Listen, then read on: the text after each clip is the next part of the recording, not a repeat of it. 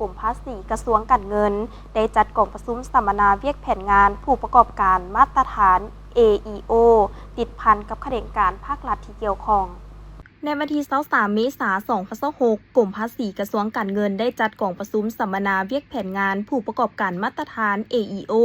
ติดพันกับข้าราชการภาครัฐที่เกี่ยวข้องโดยการเป็นประธานของทานวงศ์วันเพ็งภูมิสวรรค์ของหัวหน้ากลุ่มภาษีมีบรรดากลุ่มอ้อมข้างกระทรวงการเงินพร้อมด้วยผู้เชี่ยวชาญองค์การใจกล้าประจำกลุ่มภาษีและผู้ประกอบการเข้าร่วมทานวงศ์วันเพ็งภูมิสวรรค์ให้รู้ว่าการสัมมนาครั้งนี้มีความหมายและความสำคัญอย่างยิ่งเนื่องจากว่าการอำนวยความสะดวกทางด้านการค้าเป็นปัจจัยพื้นฐานในการขับเคลื่อนเศรษฐกิจของประเทศชาติและเพื่อดึงดูดให้ผู้ประกอบการเข้าร่วมแผนงาน AEO ด้วยความสมัครใจเวียกงานการอำนวยความสะดวกทางด้านภาษีและการค้า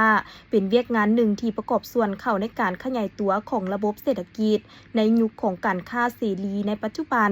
ซึ่งสาธารณรัฐประชาธิปไตยประชาชนลาวมีปัญหาต่อองค์การการค้าโลกและสากลแผนงานผู้ประกอบการมาตรฐาน AEO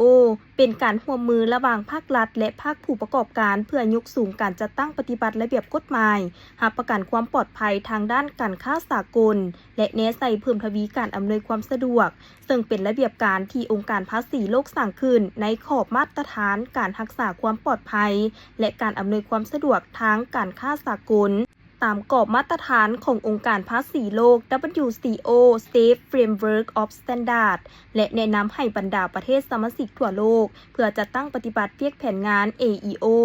สำหรับแผนงานผู้ประกอบการมาตรฐาน AEO สาธารณรัฐประชาธิปไตยประชาชนลาวได้ริเริ่มอย่างเป็นทางการนับแต่ปี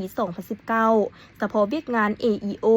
ได้มีนิติกรรมคำแนะนำของกระทรวงการเงินว่าด้วยการคุ้มครองผู้ประกอบการมาตรฐาน AEO ปัจจุบันได้ปรับปรุงนิติกรรมคืนโดยนำใช้ฉบับเลขที่ 1399/กง.ลงวันที่ 7 พฤษภาคม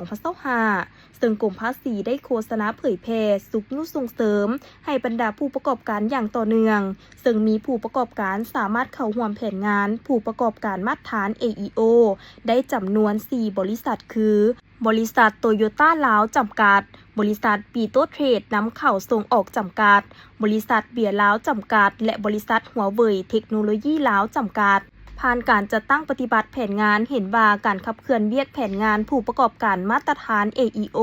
จะประสบผลสำเร็จจำเป็นต้องอาศัยการร่วมมืออย่างใกล้ชิดและความรับผิดชอบร่วมกันระหว่างภาคส่วนผู้ประกอบการรัฐการภาษีและบรรดาแขนงการรัฐที่เกี่ยวข้องแผนงานผู้ประกอบการมาตรฐาน AEO บ่แม่นเพียงแต่การริเริ่มของแขนงภาษีเท่านั้นแผนงานดังกล่าวแม่นยุทธศาสตร์ระดับชาติที่ถูกออกแบบเพื่อสุขยุการแข่งขันทางด้านการค้าในทั่วโลกและเสริมสร้างความปลอดภัยของตองสู่การสนองของรัฐบาลสาธารณรัฐประชาธิปไตยประชาชนลาว